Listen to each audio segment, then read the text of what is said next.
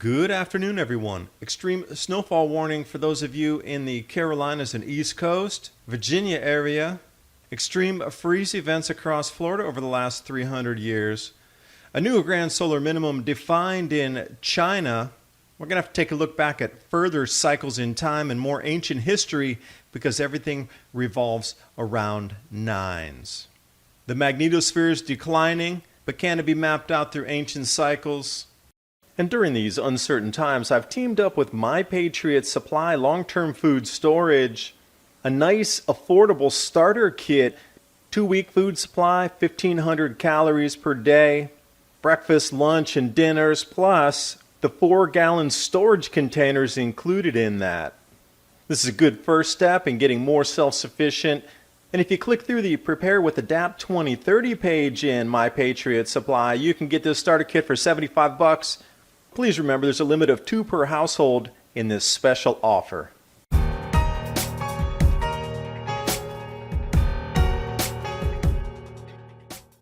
Before we delve into ancient cycles on this planet, extreme snowfall warning for another week from now over the Carolinas and some periphery states, Virginia. If it occurs as predicted, so I'm going to zoom in here in case you're in that area, this will be at least a once in a 150-year snowfall event. Those numbers that are going up into the gray are 3 feet of snow plus plus. So you have to keep in mind, if you're in even remotely hilly country, not only are you not going to be able to get to the stores, but all of these just-in-time delivery mechanisms we have bringing supplies into the supermarkets and whatever, it's not going to be able to get there. Most food supplies will run out in 3 days. You're going to be on your own for a while. My personal opinion is the government and municipalities of the areas won't prepare enough for the power outages and also the snowfall totals. And that's just my feeling based on the current narrative of global warming. They won't take the warnings seriously. You're on your own on this one, so I'm giving you the distant heads up. You have about 9 days or so. The freezing rain will start first. Then it's going to be followed by these record snowfalls. So good luck in your preparations. But swiftly thereafter, take a look at the warm temperatures going to pervade the area. And I'm going to say our jet streams are so out of flow at the moment. Take a look at the record temperatures in the heat. Directly after this blizzard, all-time record snow in 150 years, you're going to get these heat anomalies that are almost 20 degrees Celsius above the normal for the solstice going into winter. The shortest day of the year will occur that day. Now, with that being said, there's so many anomalies and so many strange things happening in our atmosphere with record cold temperatures where it should be summer and winter and heat, and all these things are bending out of place. Take note of these dates as we move forward so you can get a good grip what happened in Florida. This is one of the furthest southern states in the U.S. If you're not from America, this goes all the way down to Miami, just before Cuba. So it's one of the warmest places in America during the winter months. Florida History Network, great article here. Florida's worst freezes. 1835. They talk about 50 feet out from shore, ice freezing in Jacksonville, temperatures down to 8 degrees Fahrenheit. So this is my combination chart here. I took all of the worst freezes in Florida and overlaid it on Dr. Abuzamatov's chart here for solar activity from the 1600s to approximately 2050. The orange stars are the extreme freezes in Florida. So if you can find some correlation or maybe some cycle in there that I don't see, please send me a message. I'll be happy to entertain any ideas that you see of overlapping cycles, entry into, exit out of a solar minimum on the 11-year cycle or something greater in the third centennial minimum, etc. Now the IPCC tells us that global warming is heating all the oceans and all the extra evaporations causing record snowfall, which should have happened circa 2013-14. But now this year, 4 years later, we're now getting the record snowfalls? Edmonton, smashing the old record, which was 4.3 centimeters back in 1975. This new record, 14 centimeters. Over 3 times, tripling, plus the old totals. Now keep in mind, 75s, I'm saying for sure we're going to blast through something in the 1970s cooling. We've already seen the blizzards and extremes in Chicago, and now we have it up here in Ontario. It seems that whatever was eclipsed in the 1970s is going to be eclipsed again. So get ready this winter. Look at some deep snow here at almost 6 a.m. And with the magnetosphere wandering, and they call it polar wander, things are just changing. We have our magnetosphere declining, solar activity is declining, our magnetic poles are in a wandering phase. And here we are, another tipping point. Salmon have disappeared in Scotland. Not a single salmon, not even one, caught during the entire fishing season. So they echolocate on the magnetic field lines of our planet. So what has changed where they can't even find their way back to this river basin? Now they're trying to blame it on global warming and saying, oh, these heating oceans are having these problems. But the Atlantic's cooling at the moment, so that doesn't really hold water.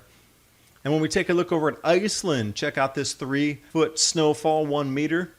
Iceland, looking good there. Hey, where's your car at? And diving around the planet looking for temperature anomalies. Remember, Southern Hemisphere is actually in summer, technically right now. So if global warming is true, these places should be hot houses now going into summer, should they not? They told us summers are going to be hotter, everything's going to be hotter, hotter, hotter. But here we are, 12 to 16 degrees below normal temperatures. And look at all the rest of Southern Africa, way up into Namibia. I guess that doesn't fit global warming narrative. Unless you would politically allow people to confiscate land because the crops are going to go offline here first in South Africa. Then you could cover the crop losses with political upheaval. That'd be a good excuse. The BOM in Australia are going to have a very difficult time trying to explain these 16 to 20 degrees Celsius below normal temperatures way West Australia. Thought it was supposed to be the hottest ever. How can those temperatures be that far north? That's my question. Please explain that, BOM. Love to hear your explanation and try to counter with some of my own ideas of shifting jet streams. South America, see that pink? 16, 18 degrees Celsius below normal. Now remember, Celsius and Fahrenheit are quite different, so Celsius temperatures are actually cooler than Fahrenheit temperatures, but going into summer, in the warmest year ever, you would think that this would not be possible. Yet how do we see this across the entire Southern Hemisphere? All those continents below normal in the cusp of summer. Something's not right. You should start asking questions of why these events are happening. Look for other causations than CO2. Maybe our magnetosphere weakening because our sun is weakening. That would be a very good explanation for what's happening. Sun's going into a low activity phase. The electromagnetic activity that locks these in place or even intensifies these to lock our jet streams in place is suddenly loosening. This is why we're seeing all of this out-of-season event. The heat in the United States coming up for next week, the cold that's running across the Southern Hemisphere for next week. Perhaps we look in ancient cycles and look at the numerology and cycles on nines. That might help us. Or perhaps we could even delve further back into history. And instead of taking a look at the traditional timelines that they set up for us as 5,000 years here, 6,000 years here, 3,500 years here for the evolution of society A to now, why don't we take a little further look back, say 12,000 years ago, and then go from there. So in the last few days, I've been delving into the Chinese records of what they've recorded for grand solar minimums, what they had across the Silk Road, and what's happened on other parts of Europe that have been quantified and written records of climate change during these same times. Numerology, first of all, King 1, 1152, if you add all that together, that's 9. And then when he exits, it's 8. But anyway, they pegged one of the grand solar minimums here at 1152 BC. Now we start to see also another grand solar minimum. Now what events were happening across the planet during this time? If we look at hexagram number 55, this is about the recording of the events during that time. And I'm curious why they pointed to hexagram 55.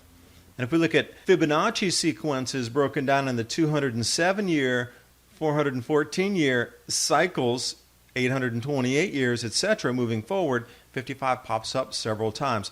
So I'm really starting to delve in to see what is with the numerology on the Bagua, or the I Ching that you see here, and also what is the fascination with 9s and 36s across our planet, because trying to map out the mathematical rhythms of our universe based on sequence, answer lies within the ancient cultures, what they recorded.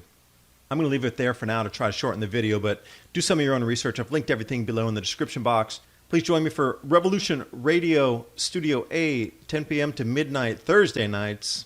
And also, if you like this type of information in a 30-minute format that you can take on the go with you, Mini Ice Age Conversations podcast, available anywhere across the net as hosting podcasts. And please remember to subscribe to the channel. I know a lot of you have been writing and saying, hey, I even clicked the bell, but I still get unsubscribed. So you're going to have to resubscribe and click the bell again.